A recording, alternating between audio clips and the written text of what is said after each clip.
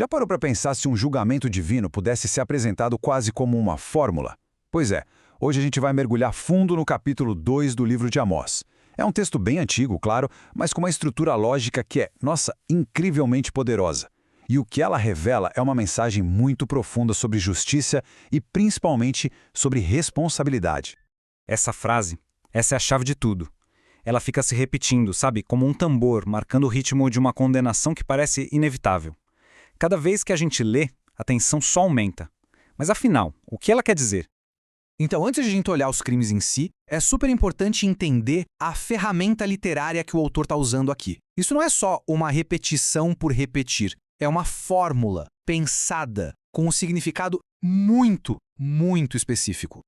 Então, o ponto todo é este. Esse 3 mais 1 não é para ser lido como uma contagem literal de 4 pecados. Na verdade, é uma expressão idiomática. É como dizer, já passou dos limites, a gota d'água, a paciência acabou, a medida da maldade, digamos assim, encheu e transbordou. Com essa fórmula em mente, o padrão dos julgamentos que vem a seguir fica muito mais claro.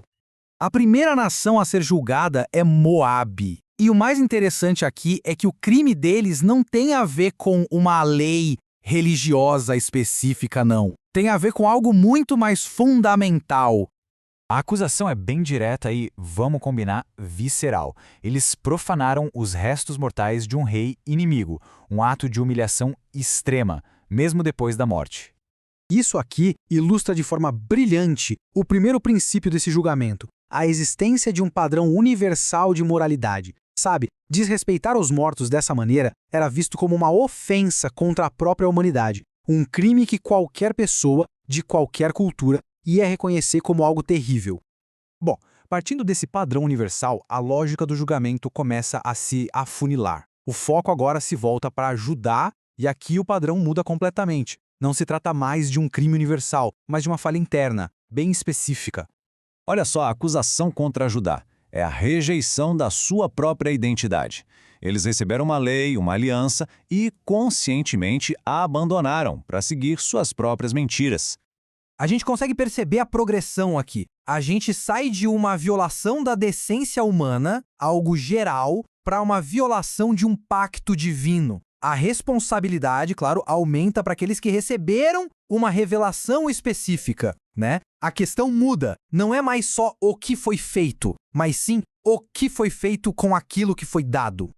E agora a gente chega no clímax do texto. A lista mais longa e mais detalhada de acusações é toda reservada para Israel, que, segundo o texto, era o povo que tinha a relação mais próxima com Deus. O que é realmente fascinante aqui é que o foco não está em sacrifícios feitos de forma errada ou em festivais que foram ignorados. Não, a questão central é como as pessoas estavam tratando umas às outras, principalmente os mais vulneráveis. Vamos olhar isso mais de perto, porque os detalhes são chocantes. A justiça está à venda. A vida de uma pessoa pobre vale tanto quanto um par de sapatos. Pensa nisso. Os humildes são oprimidos no sistema legal. E a exploração é tão, mas tão descarada, que as roupas que eles pegavam como garantia de empréstimo dos pobres eram usadas como camas ali, do lado do altar. E o vinho, comprado com multas injustas, era bebido em cerimônias religiosas. É um retrato muito claro de uma sociedade que separou completamente a religião da ética. Mas por que esse julgamento é tão severo? O texto não só lista os pecados, ele também apresenta a razão por trás da ira divina. E é formulado quase como uma queixa, um lamento de um relacionamento que foi traído. Essa comparação mostra o contraste de uma forma devastadora. De um lado, todo um histórico de libertação, de provisão. Eu tirei vocês do Egito, dei a terra, enviei líderes espirituais. Do outro lado, um histórico de rebelião, de ingratidão. Vocês corromperam seus líderes e silenciaram os meus profetas. O ponto crucial é que os pecados de Israel não aconteceram do nada. Eles aconteceram no contexto de uma graça imensa. Com a acusação toda estabelecida e a queixa apresentada, o texto agora parte para a sentença.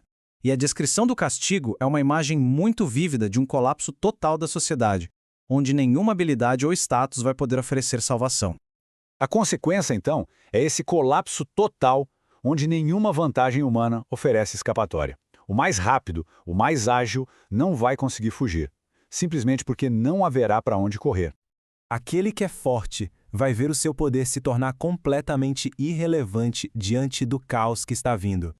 O guerreiro treinado, o poderoso, vai ser incapaz de se defender, incapaz de salvar a própria vida. Até mesmo o especialista à distância, o arqueiro habilidoso, vai ser neutralizado sem conseguir nem ficar de pé. E a imagem final é da humilhação total. O mais valente dos heróis vai fugir para salvar a própria pele, despido da sua armadura, da sua dignidade e da sua coragem. É dissolução completa da ordem social. E assim, a lógica de Amós nos deixa com essa pergunta que é bem penetrante. O texto constrói um argumento de que a responsabilidade é proporcional ao privilégio. De Moabe a Judá e finalmente a Israel, o padrão de julgamento vai se intensificando. A questão final não é apenas sobre certo e errado, mas sobre gratidão, responsabilidade e o que a verdadeira justiça social realmente significa.